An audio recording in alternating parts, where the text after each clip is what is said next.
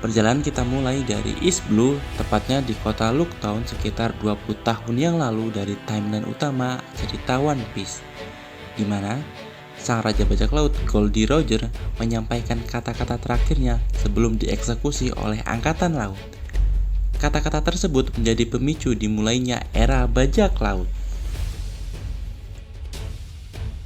20 tahun kemudian, muncullah seorang pemuda bernama Monkey D. Luffy yang akan memulai perjalanan pertamanya menjadi bajak laut. Oh iya, di sini Luffy masih berumur 17 tahun ya. Perjalanan ia mulai dari sebuah lautan yang bernama East Blue, tepatnya di Dawn Island, yang di dalamnya ada sebuah desa pelabuhan yang bernama Desa Fuchsia. Karena masih miskin, Luffy memulai perjalanan menggunakan perahu kecil yang dilengkapi dengan 2 dayung. Di awal perjalanan, ia kembali bertemu dengan monster laut yang dulu sempat ingin memakannya. Monster laut tersebut dapat dikalahkan dengan mudah oleh Luffy dengan jurus Gomu Gomu no Pistol. Luffy pun melanjutkan perjalanannya. Kemudian, perahu kecil Luffy dihantam oleh badai yang membuatnya terombang-ambing di tengah lautan.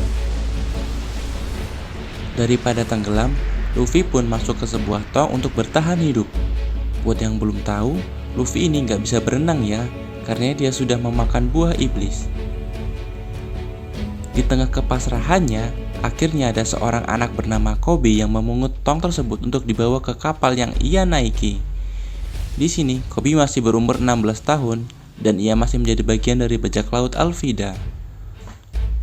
Luffy kemudian mengalahkan Alvida dengan jurus Gomu Gomu no Pistol, dan mereka pun keluar dari kapal itu. Luffy dan Kobe lalu menuju ke Shellstown yang merupakan salah satu markas dari Angkatan Laut. Di sini, Luffy bertemu dengan Zoro dan merekrutnya menjadi kru pertama Topi Jerami.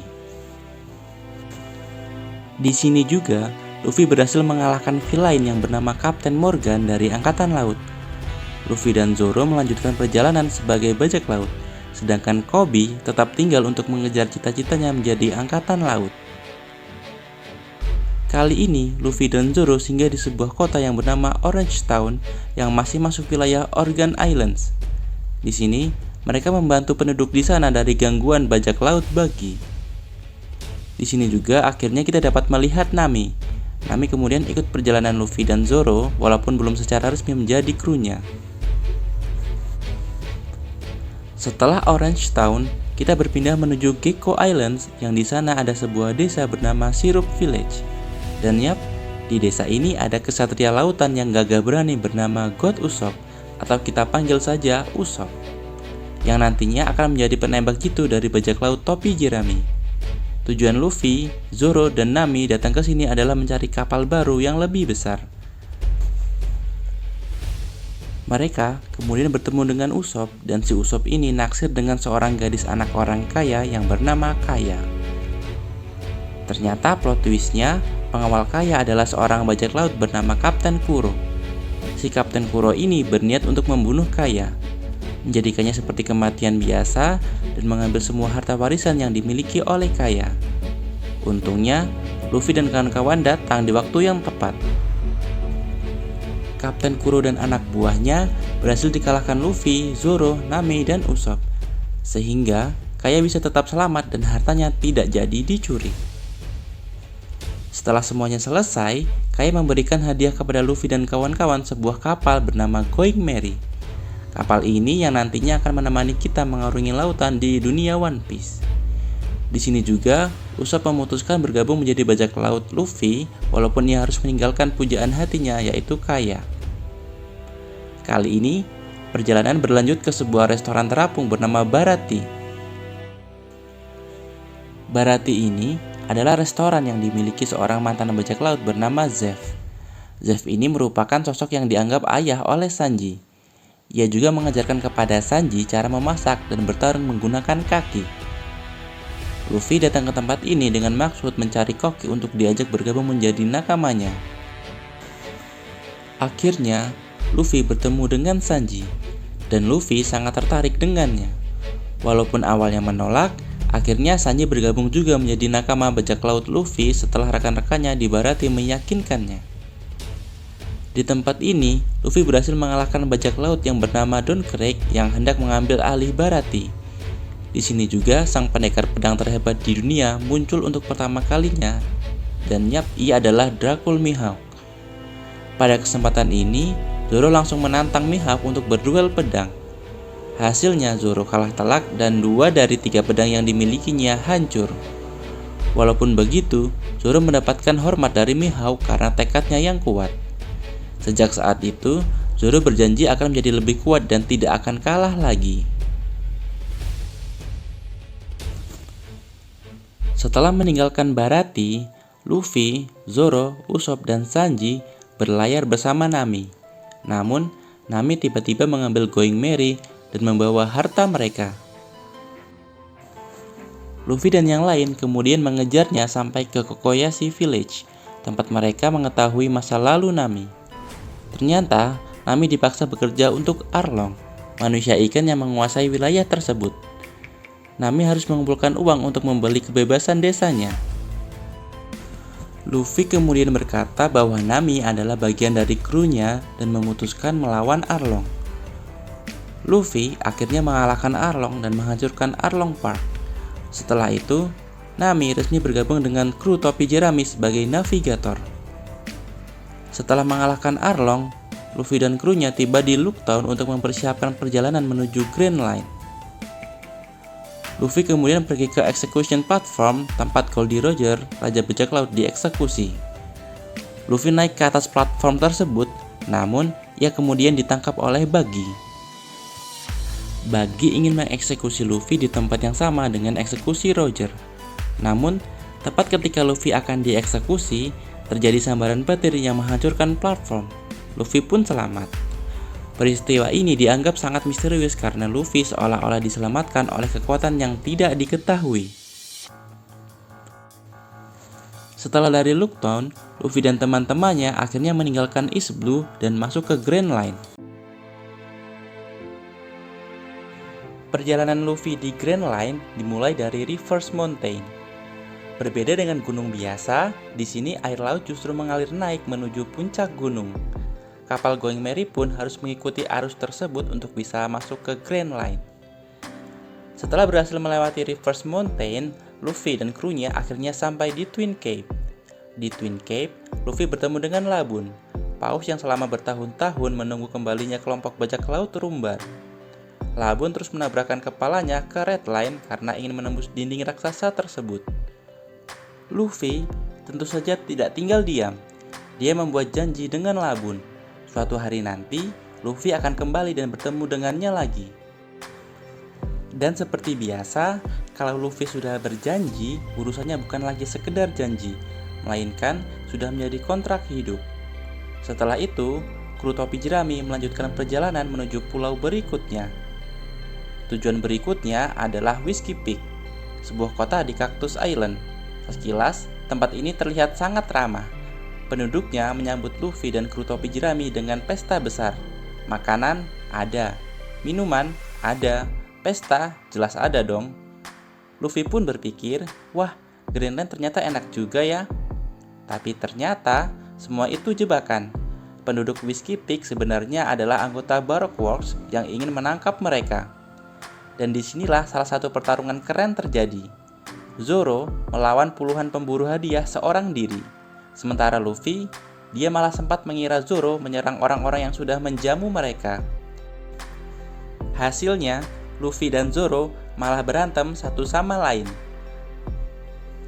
Bayangkan saja, musuh sebenarnya ada di sekitar mereka. Tapi, kapten dan wakil kapten malah sibuk adu pukul. Inilah topi jerami. Setelah meninggalkan Whiskey Peak, mereka menuju Little Garden. Pulau ini bukan taman biasa, karena di dalamnya hidup berbagai makhluk purba dan dinosaurus. Dan disinilah Luffy bertemu dua raksasa legendaris, Dory dan Brogy. Keduanya telah bertarung selama lebih dari 100 tahun. Kalau kita bertengkar dengan teman selama 1 hari saja sudah capek, mereka bertarung sampai lebih dari 1 abad. Dan tentu saja, Baroque Works kembali muncul mengacaukan semuanya. Luffy dan krunya pun harus bertahan hidup dari dinosaurus, agen Baroque Works, dan berbagai kekacauan lainnya. Setelah meninggalkan Little Garden, perjalanan mereka pun berlanjut. Namun, Nami jatuh sakit. Kru topi jerami akhirnya harus mencari pulau yang memiliki dokter. Mereka kemudian tiba di Drum Island, sebuah pulau bersalju yang dipimpin oleh Raja Wapol. Disinilah Luffy bertemu dengan seseorang yang nantinya menjadi bagian penting dari kru topi jerami.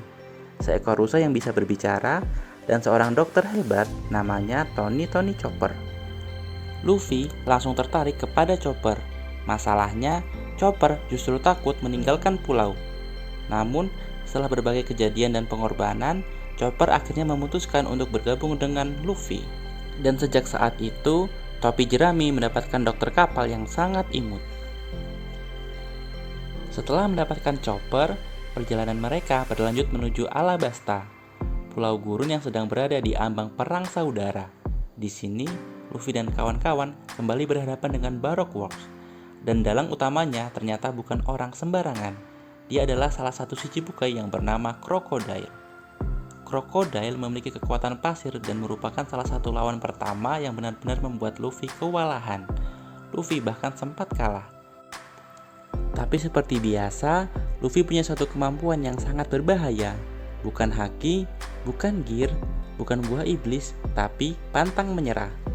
Luffy akhirnya berhasil mengalahkan Crocodile, perang Alabasta pun berhasil dihentikan. Dan setelah perjalanan panjang itu, Vivi tetap tinggal di Alabasta. Sementara, kru topi jerami kembali melanjutkan perjalanan. Berikutnya, mereka tiba di Pulau Jaya. Disinilah Luffy bertemu dengan banyak bajak laut dan mendengar cerita tentang sebuah pulau di langit. Sebagian besar orang menganggap cerita itu sebagai kebohongan, tetapi Luffy justru percaya. Dan di Pulau Jaya, terjadi salah satu momen paling penting dalam perjalanan Luffy. Luffy bertemu dengan seseorang bernama Marshall Dietrich, atau yang lebih dikenal sebagai Blackbird. Keduanya berbicara mengenai mimpi, dan dari sinilah kita mulai menyadari bahwa perjalanan Luffy bukan hanya tentang mencari One Piece. Ini adalah perjalanan tentang mimpi. Setelah itu, kru topi jerami menuju sesuatu yang terdengar mustahil, sebuah pulau di langit, Skypiea. Mereka berhasil mencapai dunia di atas awan, dan di sana mereka menemukan sebuah konflik besar antara penduduk Skypiea, Sandia, serta penguasa bernama Enel. Enel memiliki kekuatan petir yang luar biasa. Bagi sebagian besar orang, melawan manusia dengan kekuatan petir adalah ide yang sangat buruk. Tapi Luffy punya satu keunggulan. Tubuhnya terbuat dari karet, dan karet tidak terlalu cocok menjadi penghantar listrik. Akhirnya, salah satu kelemahan Enel justru menjadi keuntungan Luffy. Luffy pun berhasil menghentikan Enel dan membuktikan bahwa kadang-kadang bukan siapa yang paling kuat, tapi siapa yang paling cocok melawan siapa. Setelah turun dari langit, perjalanan Luffy berlanjut ke Long Ring Longland. Dan disinilah mereka bertemu dengan kelompok bajak laut Foxy. Mereka dipaksa mengikuti pertandingan bernama The V-Back Fight, sebuah pertandingan yang mempertaruhkan anggota kru. Kalau kalah, anggota kru bisa direbut. Kalau menang, bisa mengambil anggota kru lawan. Dan tentu saja, Luffy sangat serius menghadapi pertandingan ini. Serius sekali, sampai-sampai dia memakai afro. Karena menurut Luffy, rambut afro meningkatkan kekuatan bertarung. Secara ilmiah, tidak ada penjelasannya. Secara One Piece, masuk akal. Setelah perjalanan dari Long Ring Longland, kru topi jerami melanjutkan perjalanan menuju Water Seven. Di perjalanan, mereka singgah di Ship Station, sebuah stasiun kecil di tengah laut yang berkaitan dengan kereta laut. Disinilah mereka bertemu dengan Kokoro, Chimney, dan Gonbe. Namun sebelum benar-benar masuk Water Seven, Luffy bertemu seseorang yang sangat kuat, seorang mantan admiral angkatan laut, Aokiji. Dan kali ini, Luffy benar-benar menyadari bahwa dunia yang mereka masuki sudah jauh lebih berbahaya. Aokiji bahkan mampu mengalahkan Luffy dengan sangat mudah. Setelah kejadian itu, kru topi jerami akhirnya tiba di tujuan berikutnya.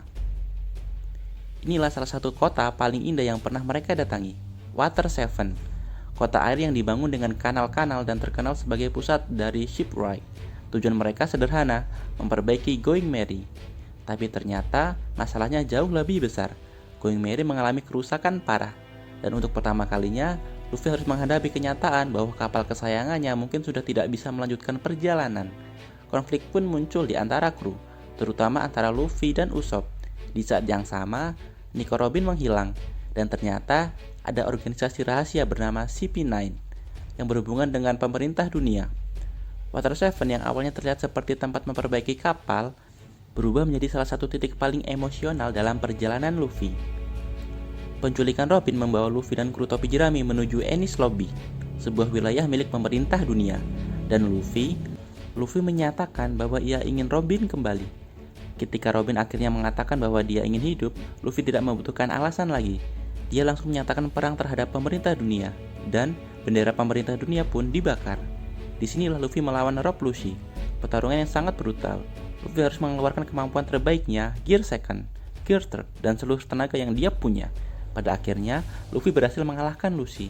Robin berhasil diselamatkan, tapi ada satu hal yang harus mereka korbankan, Going Merry. Kapal yang telah membawa mereka dari East Blue akhirnya benar-benar tidak mampu melanjutkan perjalanan. Dan perpisahan dengan Merry menjadi salah satu momen paling emosional dalam perjalanan topi jerami. Setelah kejadian di Enies Lobby, kru topi jerami kembali ke Water Seven. Disinilah mereka mendapatkan kapal baru namanya Thousand Sunny. Dan ada satu orang yang ikut bergabung dengan mereka, seorang shipwright dengan gaya rambut yang bisa dibilang sangat percaya diri, namanya Frankie. Dengan Sunny, kru topi jerami kembali berlayar. Kali ini, mereka memiliki kapal baru dan anggota baru, tapi Grand Line belum selesai memberi masalah. Perjalanan membawa mereka menuju Thriller Bark, sebuah kapal raksasa berbentuk pulau yang dipimpin oleh si Chibukai bernama Gekko Moria. Di sini, Luffy berhadapan dengan zombie, bayangan yang dicuri, dan berbagai makhluk aneh. Jadi, kalau sebelumnya Luffy berhadapan dengan bajak laut, sekarang lawannya mayat hidup. Dan di Thriller Bark, Luffy bertemu dengan seorang musisi tengkorak namanya Brook. Tengkorak yang bisa berbicara, bisa bernyanyi, bisa bermain musik, dan tentu saja tidak punya kulit. Luffy langsung suka karena Luffy punya standar perekrutan yang sangat sederhana. Kamu aneh, cocok masuk kru. Setelah mengalahkan Moria, Brook akhirnya bergabung dengan topi jerami.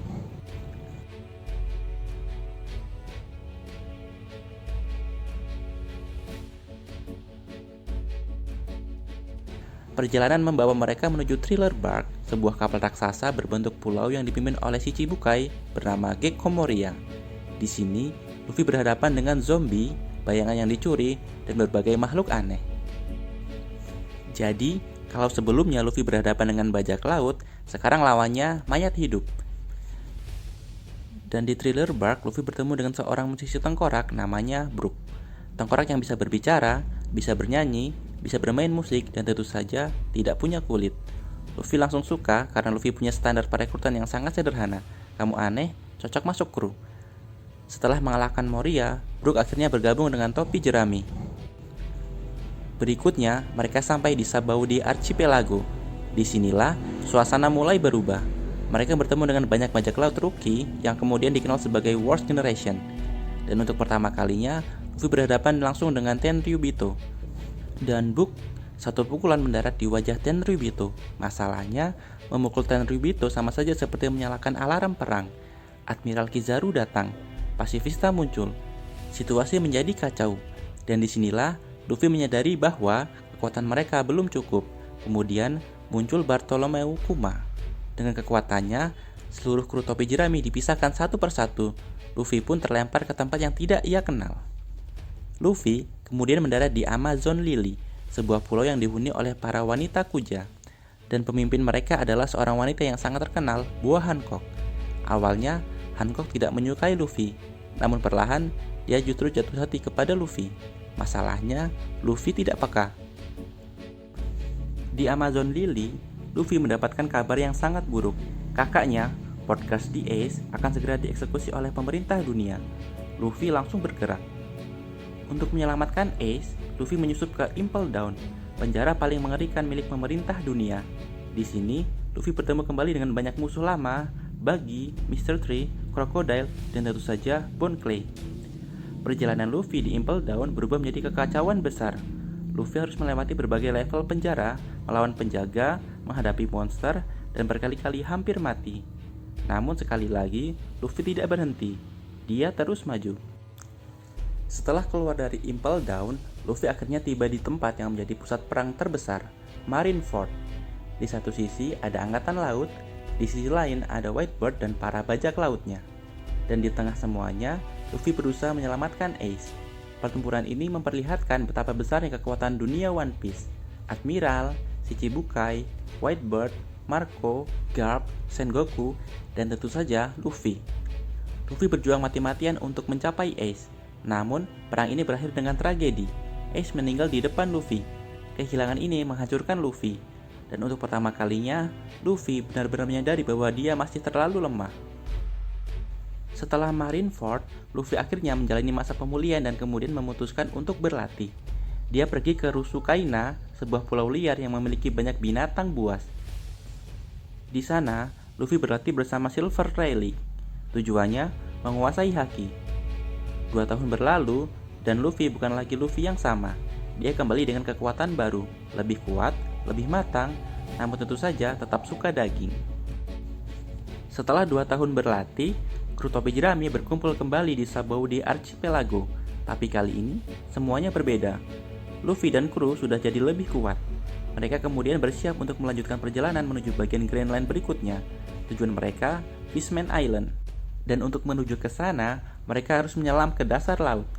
Karena kalau naik ke langit sudah pernah, sekarang waktunya turun ke bawah laut. Luffy memang tidak pernah memilih jalan yang normal. Di dasar laut, mereka akhirnya mencapai Ryugu Kingdom, kerajaan manusia ikan yang berada di Fishman Island. Di sini, Luffy terlibat di dalam konflik antara manusia dan manusia ikan. Mereka juga bertemu dengan Shirahoshi, putri duyung raksasa yang memiliki peran sangat penting dalam sejarah dunia. Luffy kembali menunjukkan sifatnya, ketika ada orang yang membutuhkan pertolongan, dia tidak terlalu peduli apakah lawannya kuat atau tidak, dia akan maju. Dan akhirnya, Luffy berhasil menyelesaikan konflik besar di Fishman Island. Dari Fishman Island, mereka bersiap memasuki kawasan laut yang sangat berbahaya, sisi lain dari Grand Line, yaitu New World. Perjalanan Luffy di New World dimulai dari Pang Hazard. Pulau ini bukan pulau biasa. Satu sisi pulau terbakar oleh api, sementara sisi lainnya membeku dalam es. Disinilah Luffy bertemu kembali dengan Trafalgar Law. Keduanya kemudian membentuk sebuah aliansi dengan satu tujuan besar, menjatuhkan salah satu Yonko, Kaido. Di Pang Hazard, Luffy juga berhadapan dengan ilmuwan gila bernama Kaisar Clown. Setelah mengalahkan Kaisar, Luffy dan Law melanjutkan perjalanan, dan tujuan berikutnya adalah Dressrosa. Dari Pang Hazard, Luffy berlayar menuju Dressrosa, sebuah kerajaan yang ternyata berada di bawah kekuasaan salah satu Shichibukai paling berbahaya, Doflamingo. Disinilah perjalanan Luffy berubah menjadi jauh lebih besar. Luffy bertemu kembali dengan kakaknya, Sabo. Pertarungan besar pun terjadi. Luffy menggunakan kekuatan Gearford untuk menghadapi Doflamingo, dan akhirnya Doflamingo tumbang.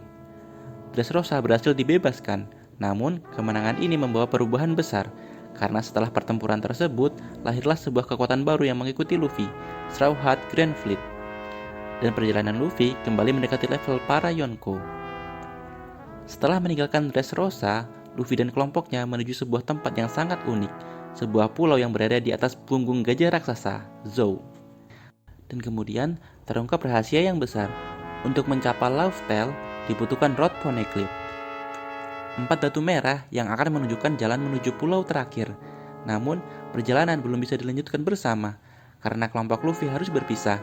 Sebagian menuju Whole Cake Island, sementara yang lainnya bersiap menuju Wano Country. Luffy kemudian berlayar menuju wilayah kekuasaan Yonko, Big Mom. Tujuannya bukan untuk mencari harta, bukan pula untuk menaklukkan sebuah kerajaan. Luffy datang untuk menyelamatkan Sanji. Perjalanan ini membawa Luffy masuk ke wilayah Toto Island. Di sana, ia berhadapan dengan keluarga Charlotte dan tentunya Big Mom Pirates. Luffy juga harus menghadapi salah satu lawan terkuat yang pernah ditemuinya, Charlotte Katakuri. Pertarungan panjang terjadi. Luffy akhirnya berhasil mengalahkan Katakuri, dan setelah berbagai kejadian besar, Luffy berhasil keluar dari wilayah Big Mom. Namun, ada satu hal yang berubah. Nama Luffy kini mulai terdengar semakin keras di dunia, dan ia mulai dipandang sebagai calon Yonko. Setelah Whole Cake Island, tujuan berikutnya adalah negeri Wano, negeri para samurai. Namun, Wano berada di bawah kekuasaan seorang Yonko yang bernama Kaido.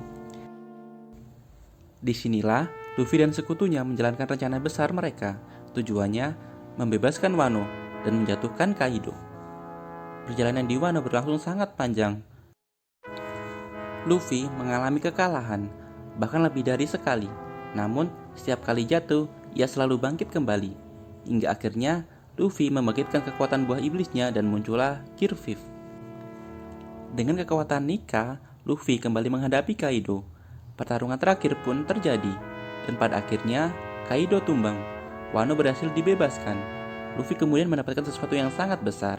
Ia resmi menjadi salah satu dari 4 kaisar laut, Yonko. Dan sekarang, Luffy semakin dekat dengan tujuannya, One Piece. Setelah Wano, Luffy dan krunya melanjutkan perjalanan. Tujuan mereka kali ini adalah Egghead Island, pulau masa depan, tempat tinggal ilmuwan terbesar di dunia, Dr. Vegapunk. Namun, Egghead ternyata bukan sekedar pulau teknologi. Di sini, Luffy dan kru topi jerami